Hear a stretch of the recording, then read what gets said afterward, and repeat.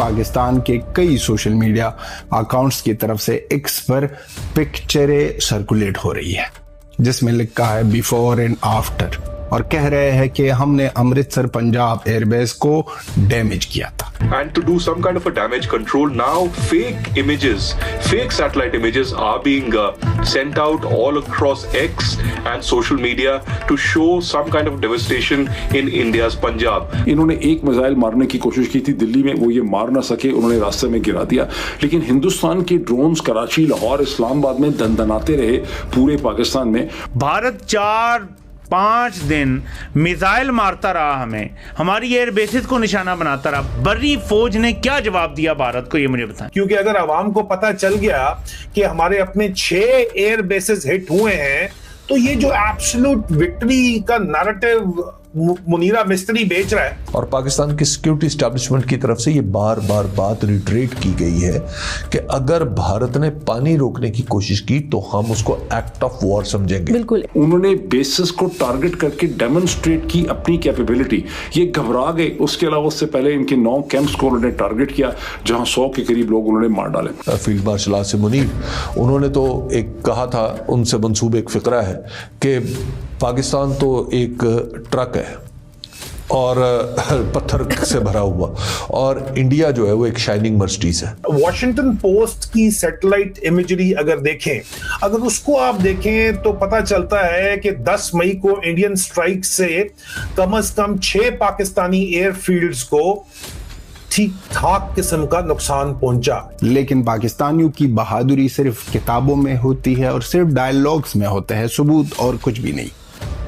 अब सामने आ रहे हैं पाकिस्तान के कई सोशल मीडिया अकाउंट्स की तरफ से एक्स पर पिक्चरें सर्कुलेट हो रही है जिसमें लिखा है बिफोर एंड आफ्टर और कह रहे हैं कि हमने अमृतसर पंजाब एयरबेस को डैमेज किया था। अब यहाँ पर इंडिपेंडेंट एनालिस्ट जो है उसने सबूत दिया और उसने कह दिया कि यहाँ पर सब बातें झूठ है, ना ही कोई डैमेज मिला है, ना ही कोई चीज़ है। सब के सब चीज़ें जो आ रही है पाकिस्तान की तरफ से वो रॉन्ग है और पाकिस्तान सिर्फ झूठ का काम कर सकता है। ऑपरेशन सिंदूर की दौरान जिस तरह पाकिस्तान की टुकाई की थी हिंदुस्तान ने और जिस तरह औकात दिखा दी थी और जिस तरह पाकिस्तान को समझाया था, उनके बाद तो इन लोगों के साथ कोई जवाब ही नहीं था। और इनके साथ साथ इनका आसिम हुआ तो झूठ भी कहेगा और अपने लोगों को ये भी समझाएगा कि क्यों उसको केत मार्शल आसिम मुनीर बनाया था। केत का वो जो वर्ड था क्यों यूज किया गया था, इसलिए ये लोग अब झूठ बोलेंगे और भी झूठ बोलेंगे और उनके ऊपर और भी बोलेंगे। ये लोग पाकिस्तानी जो है, पाकिस्तानी आर्मी या पाकिस्तानी लोग जो है, ये दिमाग लगाकर कुछ भी नहीं कर सकते। AI का यूज करो, फोटोशॉप का यूज करो, ये करो वो करो, झूठी कहानी दुनिया के सामने रख दो, लेकिन इन लोगों को कोई इल्म ही नहीं है, कोई पता ही नहीं है कि दुनिया को पता है कि पाकिस्तानी किस तरह के झूठे होते हैं, पाकिस्तानी किस तरह झूठ बोलते हैं। और सारी दुनिया के सामने सबूत जो रखा था अमेरिका USA का के जो इंडिपेंडेंट कंपनीज थे, जिसने सैटेलाइट की पिक्चरें सारी दुनिया को दिखाई थी और जिस तरह दुनिया के सामने रखी थी कि किस तरह हिंदुस्तान ने जाकर पाकिस्तान के अंदर उनके एयर बेसिस तोड़े थे, मरोड़े थे, डैमेज किए थे। तो सबसे पहले तो हबीब साहब, पाकिस्तान और इंडिया के माबैन जो जोहरी तनसीबात की फहरिस्तों का तबादला हुआ, तो 1988 के एग्रीमेंट के मुताबिक दोनों मुल्कों ने इस चीज़ का अहद किया हुआ था कि एक दूसरे की जोहरी तनसीबात पे हमला करने से बाज रहेंगे। और 88 में ये हम देखते हैं कि एग्रीमेंट होता है, 1991 के अंदर जनवरी में इसकी तौसीक होती है और उसके बाद से अब तक यानी दहाइयों से ये सिलसिला चला आ रहा है। और ये भी एक पॉजिटिव डेवलपमेंट है कि जंगों के बावजूद भी इसमें कोई भी तातुल नहीं आया। देखिए 1988 के बाद तो हमारे दरमियान उस तरह की कोई जंग हुई भी नहीं। हाँ, 2025 में एक मार्का जरूर पेश आया दोनों मुल्कों के दरमियान, एक ब्रीफ सा, लेकिन अगर अमूमी तौर पर देखें तो उसके बाद जंग नहीं हुई। हाँ, कारगिल वाला मामला भी है कि कारगिल बीच में आया, लेकिन कारगिल के हवाले से जो पाकिस्तान का इब्तदाई मौक़िफ़ था वो यही था कि ये कश्मीरी मुजाहिदीन हैं, कश्मीर के लोग हैं जिन्होंने इनको पाकिस्तान का इसमें कोई किरदार नहीं है, लेकिन बहरहाल बाद में पाकिस्तान ने उस किरदार को ओन भी कर लिया और वो एक अलग बात है। लेकिन जनरली कि अगर हम कहें कि जैसे जंग हो गई कि जिस तरह की 1965 या 1971 की जंग थी, तो उस तरह की जंग कोई हमारे दरमियान नहीं हुई। उसमें जहां पर 1988 का मुआहदे की हम पाबंदी कर रहे हैं दोनों मुल्क, यानी पाकिस्तान अपनी फहरिस्त देता है न्यूक्लियर तंसीबात की और वहां से उनकी आती है ताकि खुदा न खास्ता कोई जंगी सिचुएशन भी हो तो एक दूसरे पर हमला ना हो। ये हम दोनों का मुआहदा है आपस में, यानी पाकिस्तान और इंडिया का।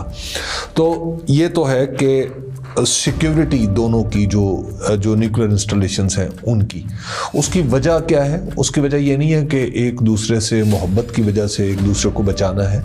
असल मसला ये है कि न्यूक्लियर किसी भी इंस्टॉलेशन पे जब अटैक होता है तो उससे तबाही बहुत बड़े पैमाने पर फैलती है, और क्योंकि उसके अंदर से जो ताबकारी के अखराज होता है, फिर और उससे पहले हम चेरनोबिल का हादसा भी देख चुके थे, ये भी 1986 में हुआ था। तो जिसके बाद पूरी दुनिया में एक मामला आगे बढ़ा था कि जो जौहरी तंसीबात हैं उनकी सेफ्टी एंड सिक्योरिटी यकीनी बनाई जाए। तो फिर सारे मुल्कों ने एक दूसरे के साथ तकरीबन इसी तरह के मुआहदे किए कि जौहरी तंसीबात पर हमला नहीं किया जाएगा। तो अब जब जौहरी तंसीब पर अगर कोई हमला होता है तो उसको आप यूं कह सकते हैं किसी दर्जे में कि अब दुनिया इस बात पे तकरीबन मुत्तफिक है कि ये इंसानियत के खिलाफ जुर्म है, ये ना अपना डिफेंस है ना कुछ और है। लेकिन हबीब साहब अच्छा, इससे आगे भी जो अब इससे आगे ख़ारजा से क्वेश्चंस पूछे गए, कैदियों की फहरिस्तें भी शेयर हुई, लेकिन उसके बाद जो सबसे अहम चीज़ थी वो था इंडस वाटर। जी एग्जैक्टली, मैं उसी तरफ आ रहा था कि ये जो सिक्योरिटी का इशू है, जो सिक्योरिटी के इशू के ऊपर भारत और पाकिस्तान आप देख रहे हैं कि वो इंटैक्ट हैं उनके सारे मुआहदे। ठीक है ना। वो हॉटलाइन भी खुली हुई हैं जो फौज के और एक फौज से और दूसरी फौज के दरमियान राब्ते की हैं। सिक्योरिटी से रिलेटेड सारी हॉटलाइंस खुली हुई हैं, सारे प्रोसेसेस एंड प्रोसीजर्स मुकम्मल हो रहे हैं। लेकिन जहां पर पानी का क्वेश्चन है, वाटर सिक्योरिटी है, वहां पर बिल्कुल भारत का तर्ज अमल मुख्तलिफ है। अब पानी की अवेलेबिलिटी पाकिस्तान के लिए सिक्योरिटी का इशू है, पाकिस्तान ने इसको डिक्लेयर कर रखा है, ऑब्जेक्टिव मैटर है जी सब, जिसके ऊपर आप बिल्कुल तो उसमें इंडस वाटर ट्रीटी को भारत ने सस्पेंड किया हुआ है 2025 से, यानी जब वो मामला ऑपरेशन सिंदूर और वो जो अटैक्स हुए, पहलगाम अटैक्स हुए थे, वो सारी चीजें, उसके बाद से वो इंडस वाटर ट्रीटी तो सस्पेंडेड है। अगर आपको वीडियो पसंद आए तो चैनल को सब्सक्राइब करें और बेल आइकन को जरूर दबाएं ताकि आपको ऐसे ही लेटेस्ट वीडियो की नोटिफिकेशन मिलती रहे। Thank you for watching. मैं हूं विवेक, मिलते हैं नेक्स्ट वीडियो में। Stay updated and stay safe.